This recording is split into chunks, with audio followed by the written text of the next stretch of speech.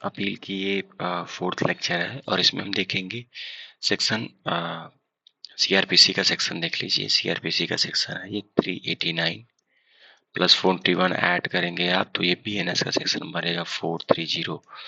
Section क्या है? Suspension of sentence pending appeal release of applicant on bail. मतलब क्या है?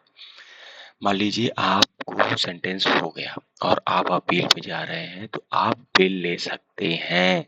कैसे ले सकते हैं वो मैं बता देता हूँ आपको। ये मान लीजिए विक्टिम है, ठीक है, जिसका मर्डर हुआ या जो भुक्तभोगी है, और ये एक्यूज है।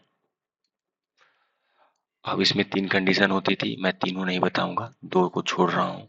377 और 378, ठीक है। एक्विटल और इनहांसमेंट छोड़ रहा हूँ। कन्विक्शन हो गया। कन्विक्शन हुआ तभी आप अपील में जाएंगे, ठीक है। एक्यूज अपील में जाएगा, ठीक है। तो क्या करता क्या है कि इसमें अपील में जाने के लिए आपको कॉपी लगानी पड़ती है और वो कॉपी आपको लाना पड़ेगा ट्रायल कोर्ट से। तो ट्रायल कोर्ट से भी आप बिल ले सकते हैं। इसमें लिखा हुआ है सबसे, where the convicted person satisfy the code by which he convicted, he intend to present an appeal, the court shall।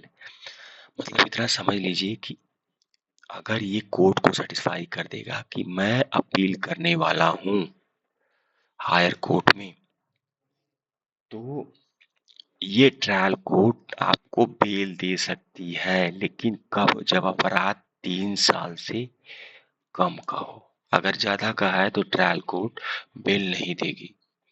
मतलब आप सजा भी पा गए, मान लीजिए 3 साल की सजा पा गए और आपने ट्रायल कोर्ट कर दिया कि मैं कोर्ट ऑफ सेशन में या हाई कोर्ट में जा रहा हूँ अपील करने। तो इसमें लिखा है ना, where the convicted person satisfy the court by which he is convicted that he intend to present a appeal, the court shall, where such person being on bail is sentence imprisonment for a life term not exceeding 3 years, ठीक है।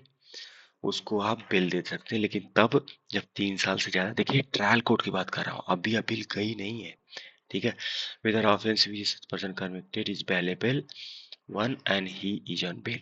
मतलब वो bailable होना चाहिए, ठीक है। ऐसा नहीं कि नॉन बेलेबल ऑफेंस है और 3 साल से ज्यादा की सजा हो, कम की सजा हो रही है, 3 साल की सजा हो रही है, तो ट्रायल कोर्ट आपको बेल देगी, फिर वो बेल नहीं देगी, ठीक है। अच्छा, लिखा है कि on order of convicted person release on bail unless there is a special reason for refusing bail such will afford efficient to present appeal obtain, ठीक है। वो सब वही राम कहानी लिखा है, अब उसके लिए। लेकिन हाँ, अब इसमें लिखा है कि आप कॉपी तो आप पा गए, चलिए मान लीजिए ट्रायल कोर्ट ने बेल नहीं दिया, ठीक, मान लीजिए ट्रायल कोर्ट ने बेल नहीं दिया, अब आपको कॉपी मिल गया। अब कॉपी को राइटिंग में आप अपनी अपील लगा के एक एडवोकेट के जरिए, ये कौन सा सेक्शन होता है आप लोग हमको बताइएगा, ठीक है। मैं ऑलरेडी पढ़ा चुका हूँ अपने लेक्चर में। राइटिंग में कॉपी के साथ, अपने जजमेंट की कॉपी के साथ आपने अपील दायर की, ठीक है। अपील दायर की तो ये होता है 374, ठीक है। ये अपील होती है जब आपको कन्विक्शन हो जाता, अपील फॉर फ्रॉम कन्विक्शन, ठीक है। बीएनएस में देखेंगे तो +41 ऐड करेंगे इसको आप, तो ये 415 होगा। अब इसमें क्या है मैं आपको बता रहा हूँ। इसमें क्या है कि पेंडिंग अपील के दौरान अपील कोर्ट में फॉर रीजन रिकॉर्ड करके में लिख रहा है, सेल नहीं लिख रहा है, आपको बेल दे सकता है, ठीक है। चलिए मैं आपको सुनवाई कर रहा हूँ, तब तक मैं आपको बेल दे सकता हूँ। इफ ही कॉन्फिडेंट, ठीक है, तभी वो बेल देगी या बेल बॉन्ड पे आपको छोड़ेगी। लेकिन मैटर क्या है, ये बेल तभी मिल सकती है, मान लीजिए मैटर आप, मान लीजिए आपको सजा लाइफ इम्प्रिजमेंट मिली है, आजीवन कारावास मिली है या डेथ सेंटेंस मिली है, तो उसमें पीपी साहब को सुनवाई हियरिंग के बाद ही बेल दी जाएगी। ऐसा नहीं कि हीनियस क्राइम किया है आपने और रीजन टू बिलीव, कोर्ट को बिलीव हुआ, कॉन्फिडेंट हुई और वो दे देगी, ठीक है। देखिए इसमें यही लिखा हुआ है, provided that appellate court shall before release, shall लिखा हुआ है कि आपको यदि लाइफ इम्प्रिजमेंट या फांसी की सजा दी गई है और अपील में कोई गया है, ठीक है, तो आपको पीपी साहब को सुनना ही सुनना है। शैल लिखा है, ठीक है, shall giving opportunity to the public prosecutor for showing cause in writing against such release, ठीक है। मान लीजिए लाइफ इम्प्रिजमेंट मिला हुआ है, किसी को बेल मिल गई, तो इसमें एक और प्रोवाइडेड लिखा हुआ है। इसमें क्या लिखा है कि यदि मान लीजिए कोई बेल पे रिलीज हो गया, कौन, एक्यूज,